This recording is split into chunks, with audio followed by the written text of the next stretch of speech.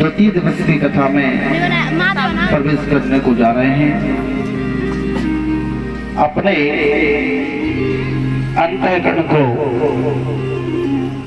निर्मल बनाए, अंतःकरण को शुद्ध करें।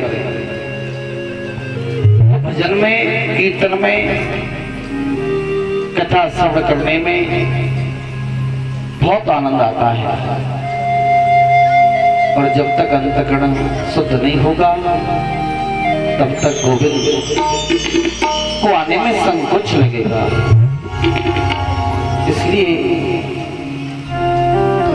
अपने अंदर के मैल को बाहर निकाल कर फेंक दो।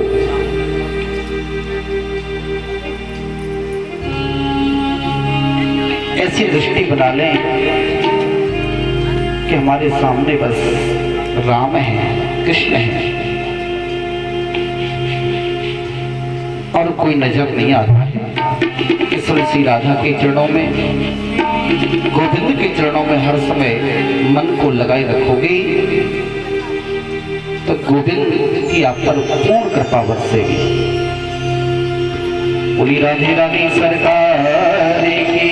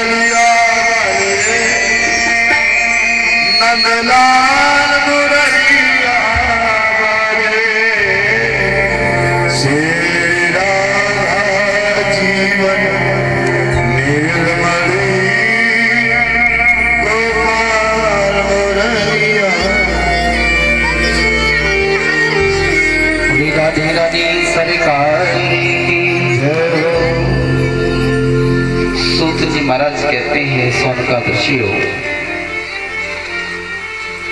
भक्ति देवी का प्रकट हुआ, ज्ञान और वैराग्य के बुढ़ापा से निवृत्ति हुई है।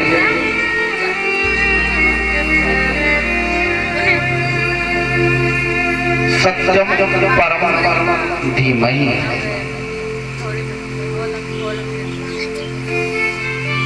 सत्य ही नारायण है, नारायण ही सत्य है, राम भी सत्य है, कृष्ण भी सत्य है। इसलिए कहा है सत्यम परम धीमहि।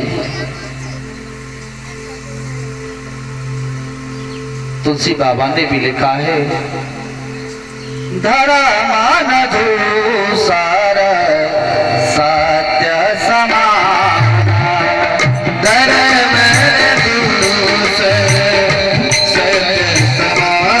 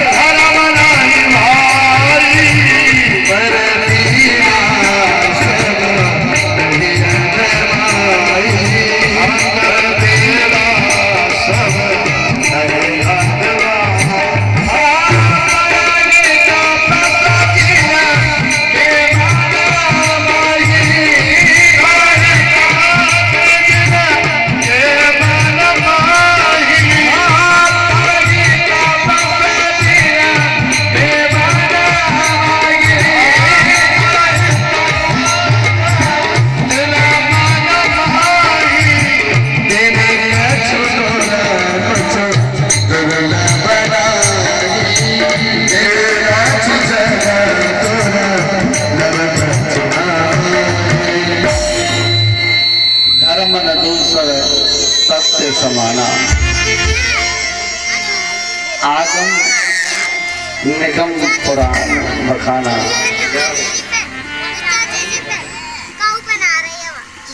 सत्य से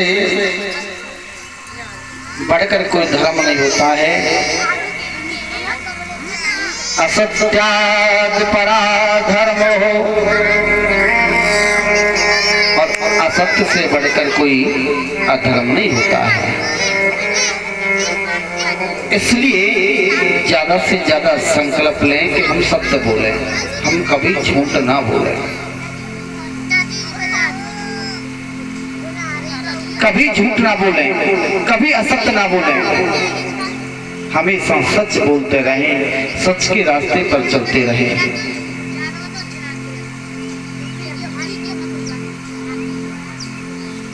ये कृष्ण कथा कैसी है? शिवम कल्याणम ददाति इति शिवदम, कल्याण करने वाली कृष्ण कथा है। और क्या है इसमें? तापत्र्यो न मूलम, तीनों प्रकार के तापों को विनिष्ट करने की इसमें सामर्थ्य है। बच्चों को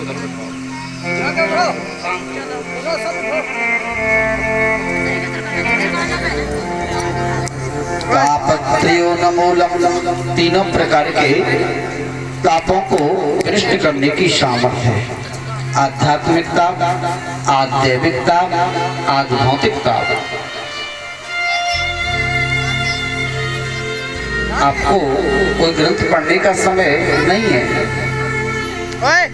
महाभारत भी नहीं पढ़ पा रहे हो, ब्रह्म वैवर्त पुराण नहीं पढ़ पा रहे हो, उतना समय नहीं है तो केवल भागवत का आश्रय ले लो।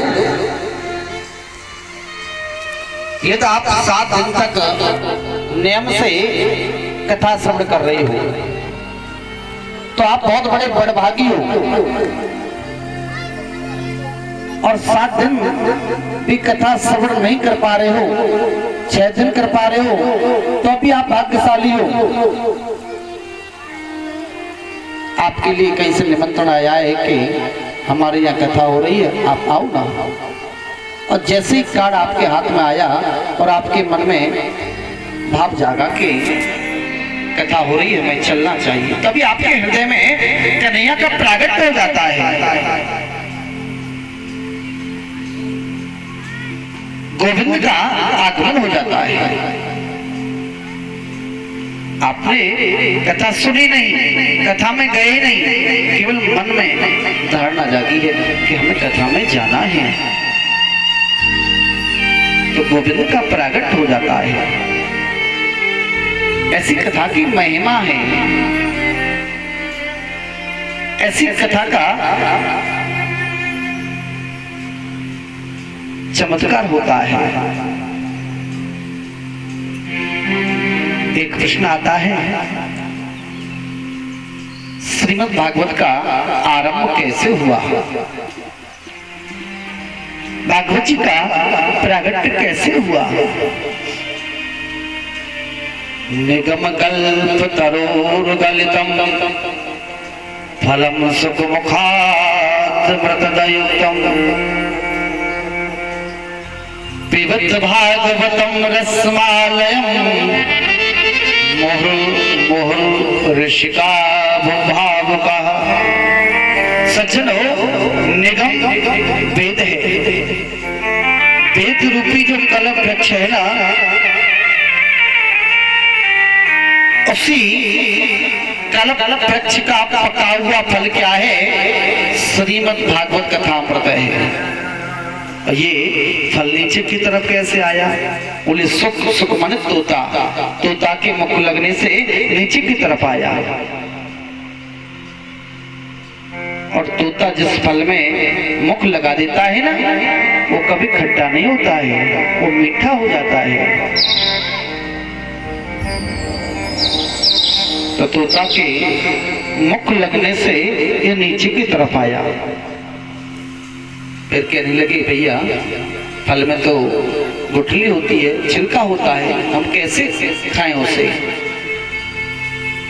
तो मना कर दिया, अमृतम द्रवम शयोक्तम, बोले साक्षात इसमें अमृत भरा हुआ है, एकदम अमृत है। फिर कहा, मोहर मोहर रसिका भो भाव का पिबत भागवतम रसमालयम। अरे भागवत कोई पी थोड़ी जाती है। तो सुखदेव जी महाराज ने यहाँ पर श्लोक में पिबत भागवतम रसमालयम क्यों लिखा, श्रोतम भागवतम रसमालयम लिख सकते थे, कथा तो सुनी जाती है, भागवतम रसमालयम क्यों कहा। प्रिय सज्जनों, इधर कान से उधर कान में निकल जाए वो होता है सोता और सरोता, और इधर कान से सुनकर हृदय में चली जाए वो होता है पीना। इसलिए कहा कि पिबतम भागवतम रसमालयम मुहुर् मुहुर् रसिका भो भावुका। बोले एक बार नहीं, जितनी बार, जितने मुखों से आपको श्रवण करने को प्राप्त हो सुनते जाओ। अरे कितनी बार सुने, कल उधर हो रही थी, परसों उधर हो रही है, ये तो कथा होती रहती है, हम कहां सुने। बोले मोहर मोहर रसिका भो भावुका, एक बार नहीं, दो बार नहीं, जितनी बार आपको कथा श्रवण करने का अवसर प्राप्त हो उतनी बार सुनते जाओ, सुनते जाओ। बोली गोविंद भगवान की जय। प्रिय सज्जनों, रामचरित जे